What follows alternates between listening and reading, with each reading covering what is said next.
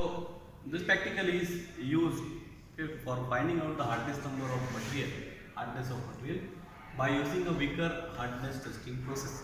Okay.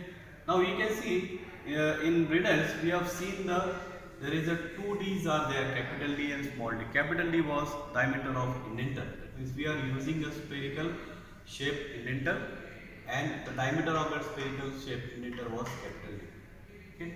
Now here, what Vickers has done, he have used, instead of a spherical ball, he have used the square-based pyramidal diamond shape indenter instead of using that ball. Again, one more thing he have added here is that he have reduced the loads. Okay. Whatever the impression we are getting, it is very shallow. It will not affect the specimen. Okay. It will not affect the specimen. Okay. Now again, the formula used here is VHL is nothing but the Vickers hardness number. It is equal to 1.854 P upon D square, small d square, where P is the load applied in kg and D, small d, is nothing but the average diagonal of a indenter. Okay, now how it is the calculated? Now we can see that it is the indenter we are using in the square base pyramidal diameter.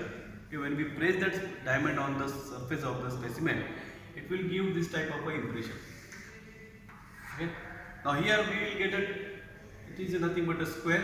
It will have two diagonals, D1 and D2. Okay. Now here small d is nothing but the average of this diagonal. So D1 plus D2 upon 2 will be the small d, and that small d we have to keep into the formula, and we have to calculate the Vickers hardness number of the material. Okay. This thing we can repeat for various types of material. Machine, okay, we can test it for the Vickers hardness also. Okay, that is a VHL, a Vickers hardness number. Now, what is the changes we are making? So, instead of using a spherical ball, Vickers have changed the indenter. Instead of using that ball, he is using the square-based pyramid or for diamond. Okay. Now again, if you are using a diamond is the hardest material. Okay. So the loads here can be minimized. So we have defined that even if we use the indenter, that is a diamond shape indenter, okay, we can minimize the loads. Now here we can say same machine is there. So here we can see that this type of loads. So in the Vickers we can see in Brinell it is starting from 250. Now Vickers it is starting from 120. So what he have done, he have minimized the that is the loads. Okay, and we can see that the impressions we are getting, it is very shallow. Okay, it will not hammer the surface of it is not hammer the surface of the specimen.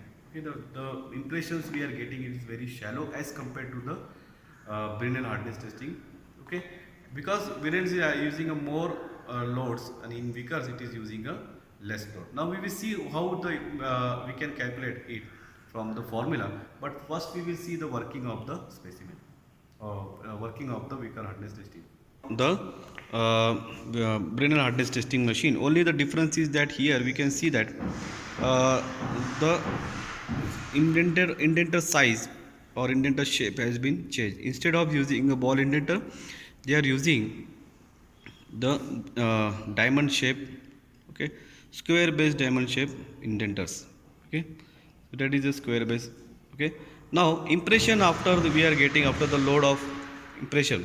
Okay, so instead of using getting a spherical shape in impression, we are getting here is a square shape of a indentation or a small that is a impressions.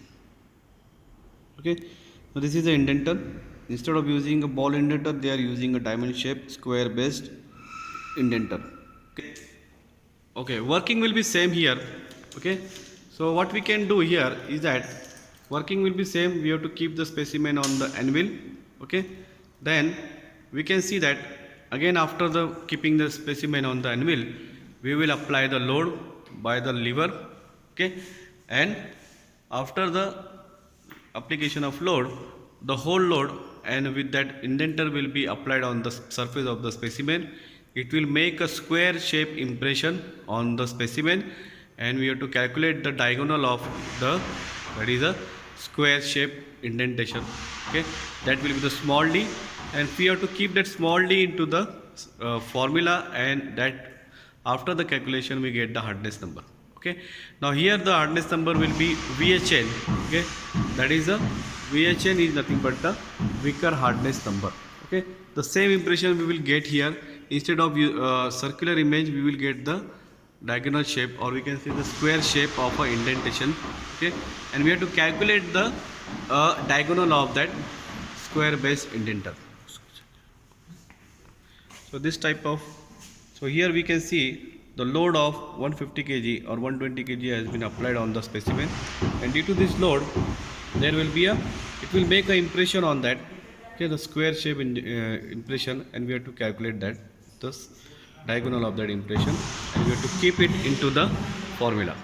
Okay, so that is the working of the Vickers hardness number testing. Okay, after this we will see the calculation part. Okay,